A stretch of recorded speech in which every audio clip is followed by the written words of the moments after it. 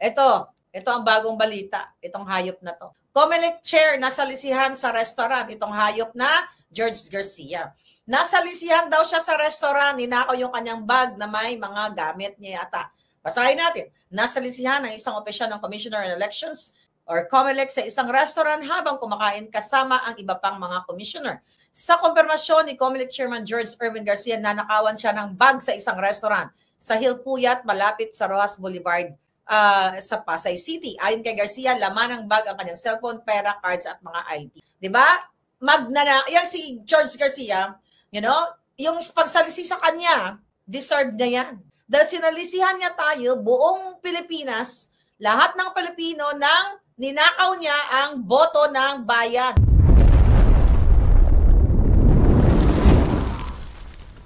Dinistrongkar niya dahil may mga existing cases yan sa pandaraya sa boto ninyo. Kaya itong salisi-salisi na to, ikaw ang tunay, kayo ni Lisa Tanas, kayo ni Marcos Jr. ang tunay na salisigang sa mga boto sa karapatan ng bawat Pilipino. Kaya wala tong kwenta. Masakit ba? Ang kapwa magnanakaw o kapwa salisigang, galit ka ngayon sa kapwa mo magnanakaw pero ninakaw niyong boto, ninakaw niyong karapatan sa buong pangkalahatang Pilipinas. Lahat ng Pilipinong bumoto, wala kayong pakialam. Tapos ito headline, walang pinipili ang masamang loob. Ulul, julul. Walang pinipili ang masamang loob, tao, lugar at oras. Kailangan laging alisto. Julul. Wala kang pinipiling oras eh.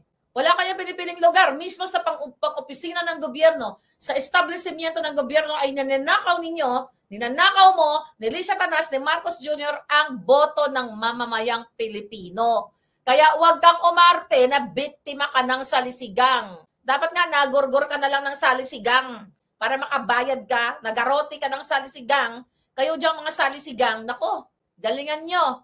Diba? Dapat kayo mga salisigang na lang ang humusga sa mga yan eh. Diba? Kasi yan ay mga magnanakaw sa kaban ng bayan. Salisigang, relo, pera. Pero recently yata parang may bagong balita na naibalik na, nahuli na nila, ganyan-ganyan. Pero ikaw, hindi ka pa rin nahuhuling hayop ka. Diba? Deserve mo yan. Kulang nga sa inyo, garote. Sabi ko nga eh. Lahat garote yung mga hayop na yan. Hasli Los Serio, sabi ni Palangga. Mr. Bean George, Julul. Wala. Kinarma. Wala. Actually, hindi naman, naibalik daw Palangga. Hindi naman totaling karma dahil yun na naibalik at wala namang, hindi, maganda sana kung ang balita natin, headline. Chairman ng COMELEC, nalaglag sa bangin, dead ball. Yan yung mga ganyang balita, yan ang mga nakakatuwa. Di ba? Ano pa sabi dito? Nasa lisihan.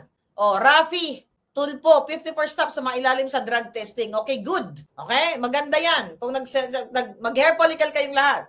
Ito lang naman uli eh. Listahan ng mga kontratista sa posibleng ma-blacklist, wala pa daw sa DBM. Paano? Dinidistrongkar pa nila. Yung mga listahan para ito ay i-blacklist itong mga kontraktor na ito, hinaayos pa nila yan, nire-repair pa nila dahil magkakasabwat nga sila dyan mga kababayan. Ay nako, BIR filed 711 million tax evasion charge over illicit vape sales. O baka laban ito ni Sandro. Dahil sila rin ang may negosyo niyan, ang Bangag Marcos din ang magkakasabwat din sila sa negosyo ng vape na yan. The BIR has filed 75 criminal complaints with the Department of Justice against individuals and businesses for the illicit sale and distribution of vape products. The charges allege combined liability of 711 million. Wala yan. Lahat yung palabas ng mga putang. Recently, di ba? May salita na naman si Clarissa Taratara dahil naghain si Robin Padilla ng bill. Supreme Court previously struck down mandatory drug testing as unconstitutional. Sabi dito, Malacanang on Wednesday reminded Senator Robin Padilla that the Supreme Court has already ruled that mandatory drug testing for public officials is unconstitutional and he might be wasting time and public funds with his proposed bill on such testing. This was Presidential Communications Office Undersecretary Clarissa Taratara. Ayan, responded to Padilla's Senate Bill 1200 for the Drug-Free Government Act. Ayan. Dahil sinusulong nga ni Robin Padilla, itong Drug-Free Government Act, natatakot ngayon ang mga bangag. Okay? Na ito ay may isa batas. Ang sabi ng Malacanang, so ano ang nais ni Senator Padilla ay lahat ng public officers O, ayaw nila, takot na takot ang Malacanang magpa-drug test, magpa-pulburon test. O sabi ni Tara-Tara, sana po ay nabasa niyo yung desisyon ng korte patungkol dito. Dadadadada. Nabasa yung korte, pero yung sinabi ng Supreme Court, okay, na i-dismiss ang impeachment kay Inday Sara, hindi nyo nabasa. Pinipilit nyo pa rin na may karapatan itong sila Soto o yung mga tiwali dyan sa Senate. Remember that? Tapos pagdating sa inyo, nagsabi ng Supreme Court na hindi mo pwedeng parasahin ang lahat ng mga public officers. Imagine nyo, ganito po sa atin, ganito kawawa kayo. Okay, I'm not gonna read about that Drug-Free Act. Why? Imagine nyo, takot na takot si Bangag, ang mga tagapagsalita niya, Malacanang, na sila ay i-pulburon test o i-drug test. Pag nag-a-apply kayo ng trabaho, di ba? Lahat, pulburon test, drug test. Pag pulis ka, pag AFP ka, tina-drug test, pero sila exempted. Dapat talaga may isa batas na yan, mga kababayan. Nakita ninyo, takot na takot si Bangag na magpa-addict test. Kasi alam ni Clarissa Tara-Tara na addict ang amo niya. Alam ni Amy Marcos na addict ang kanyang kapatid. Alam ng mga Team Alpotera Bangag na addict si Marcos Jr. pero takot sila kay Lisa Tanas. Baka nga naman kasuhan sila. Kaya ang Team Alpotera Bangag ngayon ay protektado na si Amy Marcos Bangag.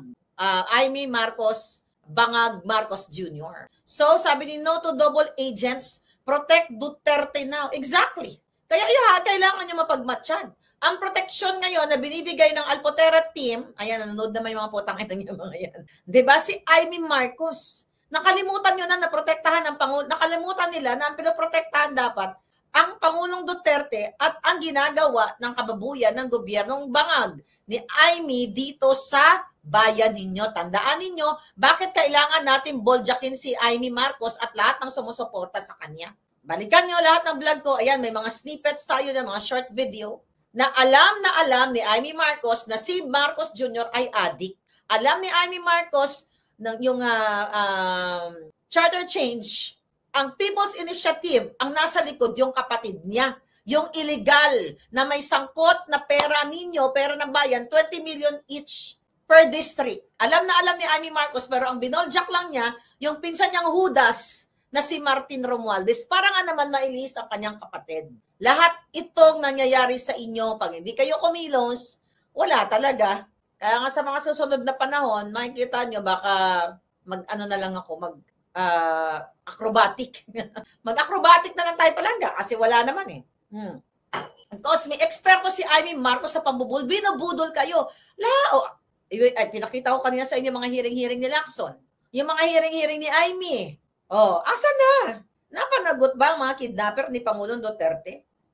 Bilat ni Bartek, amoy Coca-Cola, sabi ni Ems Cherry Wanderer. Hindi ko na amoy kadiri, diba? Pero yung mukha pa lang, kadiri talaga.